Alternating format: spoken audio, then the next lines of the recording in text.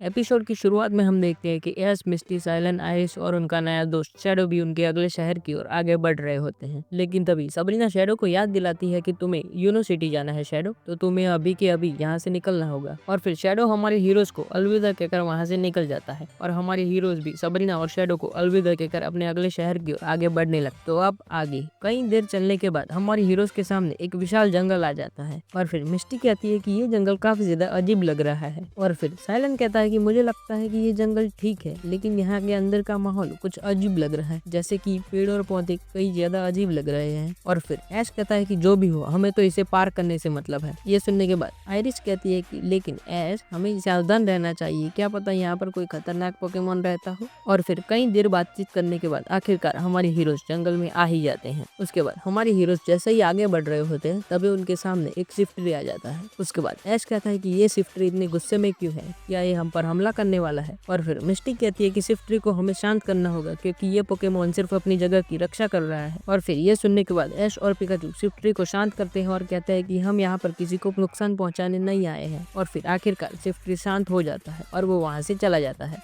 उसके बाद हमारे हीरोज आगे बढ़ रहे होते हैं तभी उनकी नजर एक पत्थर पर पड़ती है जिस पर अजीब से निशान होते हैं और उन निशान को देखकर लगता है कि वो कई साल पुराने होंगे। और फिर साइलन कहता है कि ये किसी रहस्यमय कहानी का हिस्सा लगते हैं, क्योंकि यहाँ लिखा है कि इस जंगल में एक खतरनाक प्राचीन पोकेमोन रहता है। और फिर मिस्टी कहती है कि क्या ये प्राचीन पोकेमोन हमें नुकसान पहुंचाएगा या ये पोकेमोन हमारी मदद करेगा। और फिर आइरिस कहती है कि हमें इसका पता लगाना होगा, लेकिन ये रास्ता काफी ज्यादा खतरनाक लग रहा है। और फिर हमारे हीरोज आगे बढ़ने लगते हैं और तभी उनके सामने एक पुरानी गुफा आ जाती है और उस गुफा के अंदर कई सारे पोकेमोन होते हैं, लेकिन उनमें से एक पोकेमोन खास होता है जो था ड्रेडिगन। और फिर ऐश ड्रेडिगन को देखकर कहता है कि ये यहाँ क्या कर रहा है, क्या ये किसी खजाने की रक्षा कर रहा है। और फिर मिस्टी कहती है कि हो सकता है, हमें इसे हराना होगा, लेकिन ध्यान रखना ऐश, ये पोकेमोन बहुत ताकतवर है। और ये सुनने के बाद ऐश अपनी चाइज़ार्ड को बुलाता है ड्रेडिगन से बैटल करने के लिए और फिर दोनों के बीच बैटल शुरू होती है। और फिर चाइज़ार्ड ड्रैगन क्लो और फ्लेम थ्रोअर की वजह से ड्रेडिगन को हरा देता है। और फिर हमारे हीरोज गुफा के अंदर आगे बढ़ने लगते हैं तभी उनके सामने एक चीज चमकने लगती है और जो था एक की स्टोन। और फिर साइलन जाकर उसे उठा लेता है और कहता है कि ये तो एक की स्टोन है, ये यहाँ क्या कर रहा है। और फिर साइलन जाकर उस की स्टोन को उठा लेता है और कहता है कि ठीक है, ये मैं अपने पास रखता हूँ, क्या पता ये आगे हमारे सफर में काम आ जाए। और फिर हमारे हीरोज केव से बाहर निकल आते हैं और अपने सफर जारी रखते हैं। उसके बाद कई देर चलने के बाद आखिरकार हमारे हीरोज एक खुले मैदान में आकर पहुंच जाते हैं और तभी उनका सामना एक खतरनाक शक्तिशाली पोकेमोन से होता है जो था ट्रेवेनेंट। और फिर आइरिस उसे देखकर कहती है कि ये तो ट्रेवेनेंट है, जंगल का रक्षक, हमें इसका सामना करना होगा।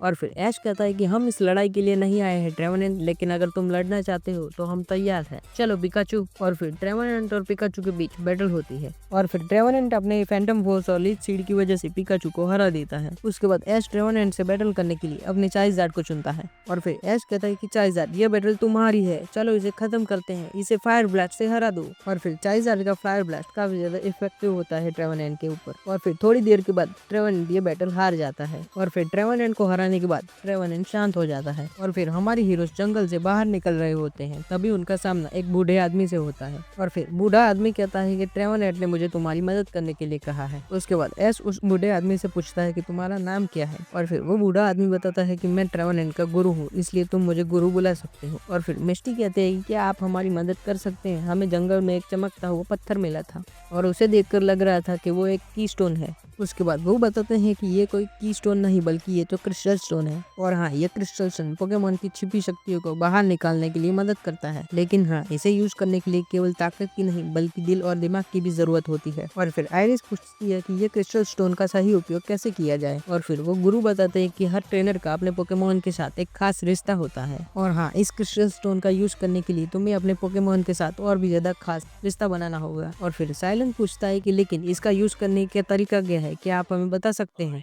और फिर वो गुरु कहता है कि हाँ, इसे यूज यूज करने के लिए तुम्हें अपने पोकेमॉन के साथ एक होना होगा। लेकिन हाँ, याद रखना कि अगर तुम्हारे इरादे गलत होंगे तो ये क्रिस्टल स्टोन तुम्हें और भी ज्यादा नुकसान पहुंचा सकता है। और फिर ऐश कहता है कि हाँ, मुझे ये सीखना है, मुझे अपने यवलटल के साथ मजबूत बनना है ताकि मैं अपनी अगली बैटल आसानी से जीत सकूं। और फिर वो गुरु कहते हैं कि ऐश, मैं तुम्हारी उत्साह को देख सकता हूँ, लेकिन ये आसान नहीं होगा। तुम्हें अपनी ट्रेनिंग के दौरान चुनौतियों का सामना करना होगा। तो क्या ऐश, तुम तैयार हो? और फिर ऐश कहता है कि मैं हर चुनौती के लिए तैयार हूँ, मुझे दुनिया का सबसे बेस्ट जिम लीडर बनना है। और फिर मिस्टिक पूछती है कि गुरुजी, क्या क्रिस्टल स्टोन का यूज केवल बैटल के लिए होता है या किसी और चीज के लिए भी? और फिर वो कहते हैं कि क्रिस्टल स्टोन का यूज सिर्फ ताकत के लिए नहीं होता, बल्कि पोकेमॉन के गुस्से और शांति को एक करने के लिए होता है। और हाँ, इसे वही लोग यूज कर सकते हैं जो अपने पोकेमॉन के साथ एक अच्छा रिश्ता रखते हो। और फिर गुरुजी ऐश को एक मैदान में ले जाते हैं और वहाँ पर उसे ट्रेनिंग देते हैं। और फिर ऐश अपने यवलटल को बाहर बुलाता है और उसके साथ ट्रेनिंग करना शुरू करता है। और कई देर कड़ी ट्रेनिंग करने के बाद क्रिस्टल स्टोन अचानक से चमकने लगता है और उसके अंदर से एक तेज रोशनी चमकने लगती है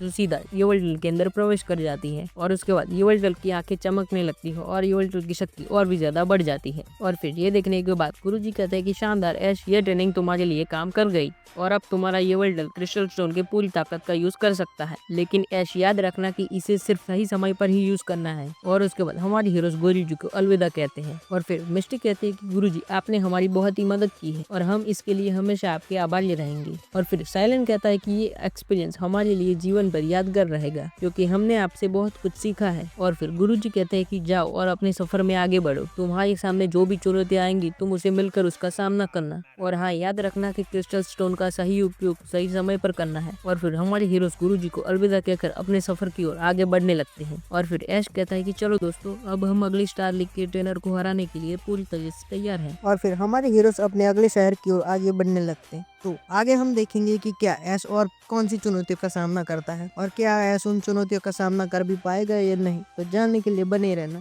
तो आज के लिए इतना ही, मिलते हैं अगली वीडियो में, तब तक के लिए गुड बाय।